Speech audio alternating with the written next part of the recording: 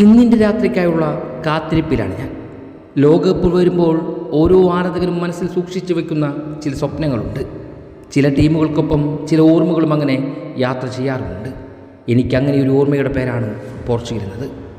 ഇന്നവർ ലോകകപ്പിലെ ആദ്യ മത്സരത്തിനായി മൈതാനത്തിറങ്ങും. ആദ്യ വിസിൽ മുഴങ്ങുന്നതിന് മുമ്പ് തന്നെ ഹൃദയം മത്സരത്തിൻ്റെ താളത്തിലായിരിക്കും. കാരണം ഇത് വെറുമൊരു മത്സരം മാത്രമല്ല, ഒരുപാട് പ്രതീക്ഷകളുടെ തുടക്കമാണ്. പോർച്ചുഗൽ താരങ്ങൾ ടണലിൽ നിന്നും പുറത്തേക്കങ്ങനെ നടന്നു വരുമ്പോൾ എൻ്റെ കണ്ണുകളും മനസ്സും സ്വാഭാവികമായി അയാളെ തേടും. ഒരുപാട് ലോകകപ്പുകൾ കണ്ട മനുഷ്യൻ, ഒരുപാട് വിജയങ്ങൾ ആഘോഷിച്ച മനുഷ്യൻ, ഒരുപാട് നിരാശകൾ ഉള്ളിലൊതുക്കിയ മനുഷ്യൻ. എന്നാൽ ഇന്നും രാജ്യത്തിൻ്റെ ജേഴ്സി അണിയുമ്പോൾ ആദ്യ മത്സരത്തിനായി ഇറങ്ങുന്നൊരു യുവാവിൻ്റെ ആവേശമാണ് ആ മുഖത്ത് ഇന്നോളവും കാണാൻ കഴിയുക. അദ്ദേഹത്തെ നോക്കുമ്പോൾ പലപ്പോഴും തോന്നിയിട്ടുണ്ട്, ചില കളിക്കാർ ടീമിന് വേണ്ടി കളിക്കും, ചിലർ ഒരു രാജ്യത്തിൻ്റെ സ്വപ്നങ്ങൾക്ക് വേണ്ടിയാണ് കളിക്കുന്നത്. അതിൽ രണ്ടാമത്തെ അധ്യായത്തിലാണ് അയാൾ ഇന്നോളവും ജീവിച്ചതും. പക്ഷേ പോർച്ചുഗലിൻ്റെ കഥ റൊണാൾഡോയിൽ മാത്രം അവസാനിക്കുന്നതല്ലല്ലോ. അദ്ദേഹത്തിന് ചുറ്റുമുള്ള യുവതാരങ്ങൾ ആ കഥയുടെ പുതിയ അധ്യായങ്ങളാണ്.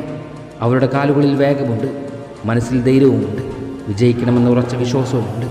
അതുകൊണ്ട് തന്നെ ഈ ടീമിനെ കാണുമ്പോൾ പ്രതീക്ഷയിൽ കൂടുതൽ ഭാരം ലഭിക്കുന്നുമുണ്ട്. ഇന്ന് പന്തുവിടാൻ തുടങ്ങുമ്പോൾ മൈതാനത്ത് 11 താരങ്ങൾ മാത്രമാകില്ല, അവർക്കൊപ്പം ലക്ഷക്കണക്കിന് ആരാധകരുടെ സ്വപ്നങ്ങൾ കൂടി ഉണ്ടാകും. ഓരോ പാസിലും ഓരോ മുന്നേറ്റത്തിലും ഓരോ ഷോട്ടിലും ആ സ്വപ്നങ്ങളുടെ ശബ്ദം ഇങ്ങനെ കേട്ടുകൊണ്ടേയിരിക്കും. ആ സ്വപ്നം റോണോയ്ക്കും ചോട്ടയ്ക്കും വേണ്ടി സുന്ദരമായി തന്നെ അവസാനിക്കണമെന്നാണ് എൻ്റെ തപസ്. ഇതാ ഒരു ലോകകപ്പ് യാത്ര കൂടി ഇവിടെ തുടങ്ങുകയാണ്. അതെവിടെ അവസാനിക്കുമെന്ന് ആർക്കും അറിയില്ല. പക്ഷേ ഒരു കാര്യം ഉറപ്പാണ്, ഇന്ന് പോർച്ചുഗൽ മൈതാനത്തിറങ്ങുമ്പോൾ പ്രതീക്ഷ വീണ്ടും ജീവൻ പ്രാപിക്കും. ഒരുപാട് വർഷങ്ങളായി ഹൃദയത്തിലിട്ട് സൂക്ഷിച്ചു വെച്ച ആ സ്വപ്നം വീണ്ടും കണ്ണുകൾ തുറക്കും. ആ സ്വപ്നത്തിൻ്റെ പേര് ലോകകപ്പ് എന്നാണ്.